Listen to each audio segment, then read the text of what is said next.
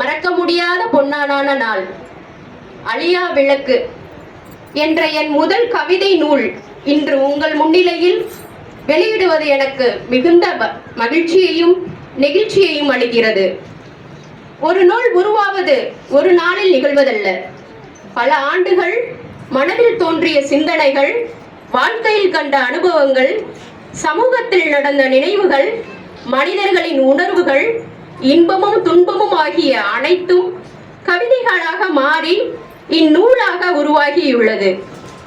அழியா விளக்கு என்ற தலைப்பை நான் தேர்ந்தெடுத்ததற்கு காரணம்,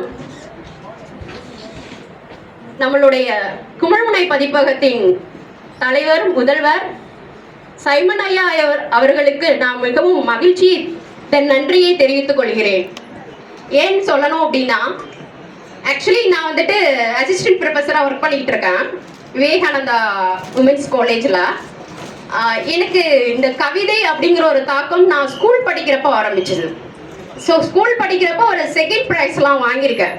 தென் அதுக்கப்புறம் நான் டிகிரி படிக்கிறப்பயே அதை வந்துட்டு நான் அப்படியே பிரேக் பண்ணிட்டேன். பிலாங்ஸ் டு என்னுடைய துறை வந்துட்டு கணினி அறிவியல் அப்படிங்கிறதுனால நான் அதை கொஞ்சம் நகர்ந்துட்டேன். இப்போ கொஞ்சம் நாட்களுக்கு முன்னாடி நம்மளுடைய மறைந்த தேசிய விருது வாங்கின கவிஞர், பாடலாசிரியர், வசனகர்த்தா, உதவி இயக்குனர், நம்மளுக்கு எல்லாம் திரைப்படத்துறையில் பேர் போன்று ஒரு திகழ்ந்த ஒருத்தர் நான் முத்துக்குமார் ஐயா அவர்களுடைய பிறந்த நாளை முன்னிட்டு ஒரு நூல் வெளியிடுவதா அவருடைய நூலில் பார்த்தேன். ஸோ அதை பார்த்த உடனே என்னுடைய எழுத்து ஆரம்பிச்சதனுடைய முதல் நோக்கமே அவருடைய கவிதை வரிகள் தான் ஃபர்ஸ்ட். ஸோ அதனால நான் ஃபர்தராக வந்துட்டு சைமன் ஐயாவுக்கு வந்துட்டு ஒரு அப்ரோச்சஸ் கொடுக்குறேன். நானும் உங்களுக்கு ஒரு கவிதை எழுதி நம்மளுடைய ஐயாவுடைய குறிப்பு பேர் வர மாதிரி நான் எழுதி அனுப்புறேங்க சார் அப்படின்னு சொல்லிட்டு ஒரு ரிக்வஸ்ட் கேட்குறேன். ஸோ அப்போ வந்துட்டு சரி நீங்கள் அனுப்புங்க பார்க்கலாம் அப்படின்னு சொல்லிட்டு கம்யூனிகேட் ஆகுது. நான் ஆக்சுவலி என்ன பண்ணியிருந்தேன் அப்படின்னா, ஒரு புக்காக நானே எழுதி சென்ட் பண்ணிட்டேன்.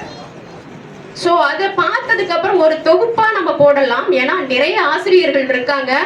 ஸோ அவங்களுக்கு ஃபர்தராக நம்ம கொடுக்கணும் வாய்ப்புகள் புக்குக்கு அப்படின்னு சொல்கிறப்ப தான் சரிங்க ஐயா, நான் முத்துக்குமார் ஆசிரியர் வந்துட்டு அவர் உலகத்துக்கு மட்டும் இல்லை, எனக்கும் அவரு தான் ஒரு ஒரு மிக சிறந்த ஆசிரியர், என்னை வழிகாட்டினவரும் அவரு தான்.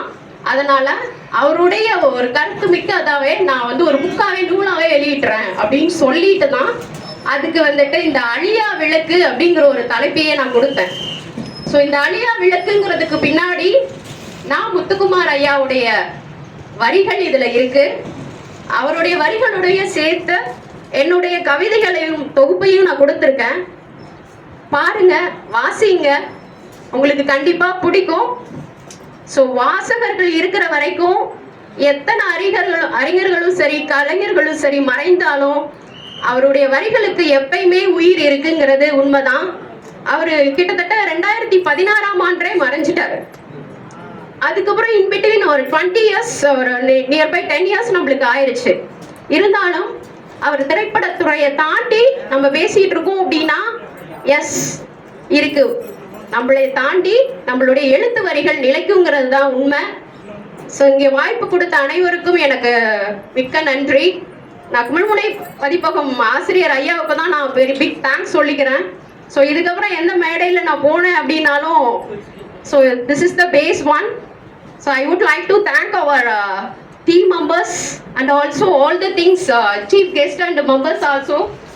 Then நம்மளுக்கு இந்த நிகழ்ச்சியை நடத்தி கொடுத்துட்டு இருக்காங்க இல்லையா, ஆக்சுவலி இவங்க எல்லாமே என்னை விட வயதில் சின்ன பொண்ணுங்க தான். ஆனால் இருந்தாலும் இவங்க செல்ல வேண்டிய இடங்கள்னா நிறைய பெரிய இடங்கள் இருக்கு, பெரிய இருக்கு. உங்களுடைய எபிலிட்டியை என்கரேஜ் பண்ணுறதுக்கு இன்னும் நிறைய இருக்கு. உங்களுடைய வளர்ச்சியை நானும் தொடர்ந்து பார்த்துட்டு இருப்பேன். வாய்ப்பு கொடுத்தமைக்கு ரொம்ப நன்றி. Thank you once again.